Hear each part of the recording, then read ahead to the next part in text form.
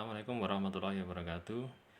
Anak-anak sekalian, jumpa lagi dengan saya Pak Subodriasa. Kali ini kita akan membahas materi tentang gerak benda, yaitu pada KD 3.2, mengevaluasi gerak lurus dan gerak melingkar dengan kelajuan tetap atau percepatan tetap dalam kehidupan sehari-hari. Kemudian pada KD 4.2-nya yaitu menyajikan hasil percobaan gerak lurus dan gerak melingkar dalam bentuk grafik atau tabel pada bidang teknologi dan rekayasa. Anak-anak sekalian, ketentuannya masih sama, yaitu kami sampaikan apresiasi kepada yang sudah mengerjakan tugas dan yang belum silahkan di-upload segera saja. Kemudian yang kedua, kehadiran dilihat dari komentar dengan menuliskan nama, kelas, nomor absen.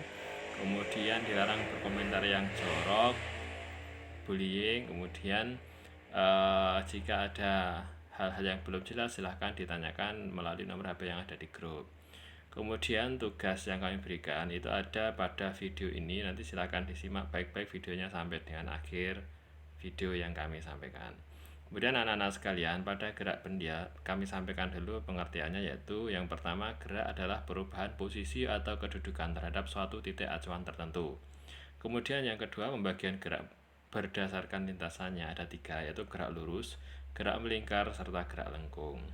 Anak-anak sekalian, pada gerak benda yang bergerak secara lurus dibagi menjadi 2, yaitu ada GLB dan GLBB. GLBB sendiri dalam penerapannya ada GVA, ada GVB, dan GCB. Kemudian yang kedua, gerak melingkar dibagi menjadi 2, yaitu GMB dan GMBB. Sedangkan yang terakhir, gerak lengkung, ada hanya 1, yaitu gerak parabola.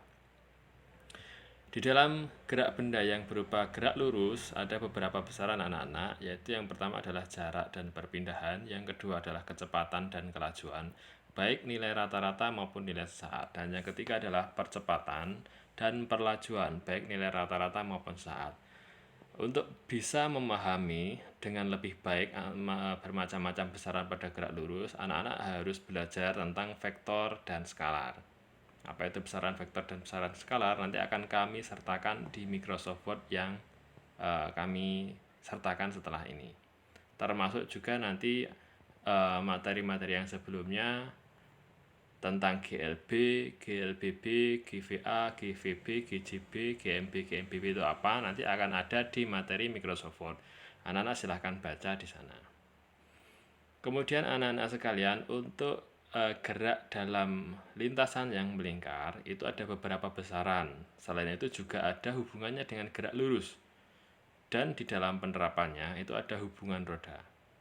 Terkait dengan apa saja besaran yang ada di dalam gerak lurus, yaitu diantaranya periode frekuensi. Kemudian ada besaran posisi atau sudut. Kemudian ada kecepatan sudut atau disebut juga dengan kecepatan anguler. Kemudian ada percepatan sudut atau disebut juga dengan percepatan anguler. Ada juga percepatan sentripetal. Besaran-besaran tersebut itu saling terkait dengan yang ada di gerak lurus. Tentang jarak perpindahan yang tadi sebelumnya kami sampaikan, kemudian ada kecepatan, ada percepatan, itu saling terhubung. Bagaimana hubungan di antara besaran-besaran yang ada di gerak lurus dan gerak melingkar, anak-anak juga nanti bisa membaca materi di Microsoft Word di gerak melingkar. Kemudian di dalam penerapannya itu ada hubungan roda-roda di dalam gerak melingkar. Seperti contohnya pada sepeda motor itu ada gear belakang dengan gear motor sebelah depan, atau di sepeda ondel atau sepeda panjang itu dihubungkan dengan rantai. Ada juga yang hubungannya bentuknya seperti gear belakang sepeda motor dengan roda. Atau ada juga yang hubungannya seperti yang ada di dalam jam tangan. Nah, itu seperti apa hubungan-hubungan itu nanti bisa dilihat di materi di Microsoft Word di gerak melingkar. Kemudian anak-anak, di dalam gerak yang lintasannya lengkung merupakan perpaduan gerak. Jadi ada paduan gerak di sana sehingga menghasilkan lintasnya berupa parabola. Karena melengkungnya seperti lengkungan parabola yang dibalik. Lintasan parabola tersebut dipengaruhi oleh arah gerak horizontal atau dalam suhu X disebut dengan Vx yang nilainya konstan, dan dalam arah gerak vertikal yang dipengaruhi oleh percepatan gravitasi. Kemudian anak-anak, di dalam mempelajari gerak benda ini, nanti anak-anak sekalian kami minta untuk membuat peta konsep. Apa itu peta konsep? Yaitu bagan skematis atau ilustrasi grafis untuk mewakili hubungan yang bermakna antara satu konsep dengan konsep lainnya, sehingga menjelaskan suatu pengertian konseptual seseorang dalam suatu rangkaian pernyataan. Jadi nanti apa itu gerak lurus, gerak melingkar, gerak lengkung, nanti tugasnya adalah anak-anak sekalian membuat peta konsep. Kemudian peta konsep itu seperti apa? Kami contohkan di sini.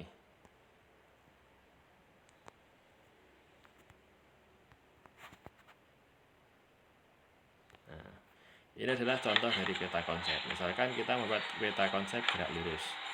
Kemudian di dalam gerak lurus itu dibagi menjadi dua, ada GLB, ada GLBB. GLB sendiri itu adalah pengertiannya gerak lurus beraturan yang memiliki ciri-ciri V atau kecepatan tetap. Dan rumusnya adalah V sama dengan S per T. Kemudian ada lagi GLBB, itu gerak lurus berubah beraturan, ciri-cirinya A tetap atau percepatan tetap. Kemudian ada yang dipercepat, ada juga yang diperlambat. Itu nanti ke bawah silahkan dikembangkan sendiri bagaimana peta konsepnya. Kemudian penerapannya ada pada GVA, ada GVB, ada GJB. Kalau GVA itu gerak vertikal atas, GVB gerak vertikal ke bawah, GJB gerak jatuh bebas. Nah, itu nanti Anda bisa kembangkan dari peta konsep seperti yang saya susun, atau Anda punya ide kreatif sendiri untuk membuat peta konsep, sehingga anak-anak sekalian lebih mudah untuk memahami materi dari gerak ini, baik gerak lurus, gerak melingkar, maupun gerak dalam ringkasan yang melengkung. Oke, itu contoh dari peta konsep.